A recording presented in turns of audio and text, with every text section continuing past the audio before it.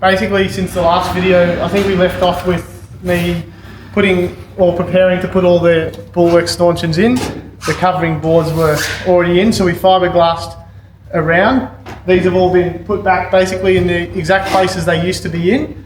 We've evened them up. A few were a little bit different either side, so we've made sure that they're correct both sides.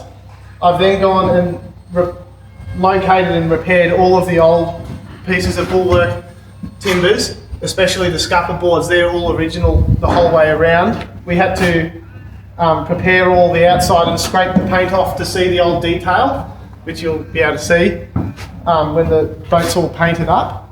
The boards have all been gunked on and screwed. They're all finished now, and we're just awaiting for a later date. We can fit the decking and that will come flush with the covering board. The top piece of the Bulwarks was all fastened originally with galvanised nails, so I just used the old pieces of timber as patterns and then made it new this time round. So the whole way around the top of the boat is all brand new. There's a lot more deck camber than there used to be, and therefore the boards didn't fit. So it's a new scupper piece down the bottom, and then I've repaired the middle piece, and then a new piece, as I said before. These were all at different spacings, so they're slightly different to how it originally was, but the same angle retains in its same position, and the angle on the side is the same as the original. The boards, the whole way around, is about 50 feet, and they came within about 6 or 7 mil, so it's gone right back to how it was, even some of the screw holes lined up, which is quite nice after such a big dismantling project. It all goes back together really, really nicely, which is good. So the Bulwarks are pretty much finished now. We're putting in these blocking pieces.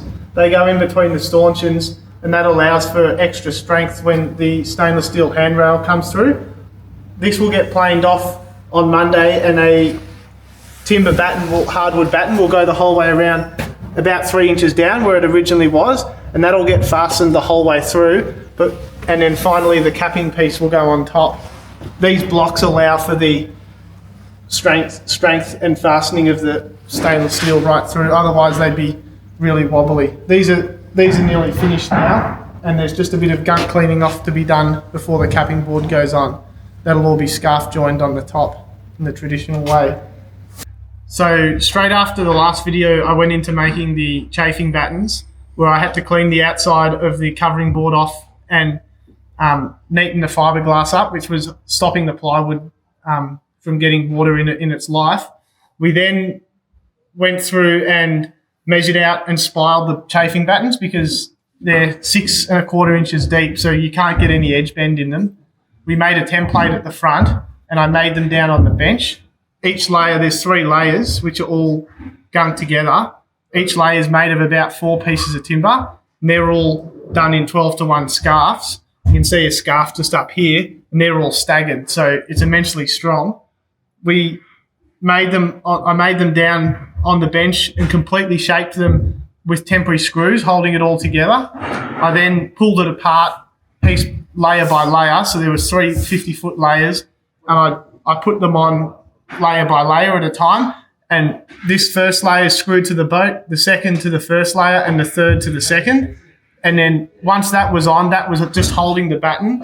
We then went and put 3/8 bolts, which go through the batten, through the stanchion, through the gunnel and the beam shelf, and tie the whole lot together.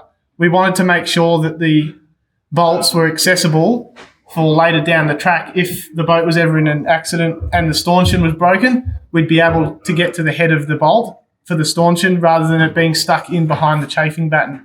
So that was a time-consuming job, but it worthwhile for later on. Now you can see all of the bolts are easily accessible if there's ever an accident and you need to pull a stanchion out. The bottom is on a upward angle with a rounded edge, so that any small tender or dinghy, if it comes in contact with it, it will slip out. It won't get locked in underneath the chafing batten. Chafing battens are tapered both ways. They're tapered to get smaller at either end, and we do them in thirds. So the first third is tapered, then the middle is a section, and then the back third is tapered. The bow's tapered a little bit more than the stern, and they're also tapered to get thinner in their dimension as well. So each layer is an inch, and we took about 3/8 of an inch off each layer in the bow. So we've gone to put the bulwarks back on, and we've kept the original detail that was put in with the router. The middle board is thinner, and the bottom and top board are thicker, and they've got that arras on them. So when it's all painted and filled and plugged up, it'll really stand out, that middle board, which was exactly as it was originally built. We didn't want to change anything in that regard.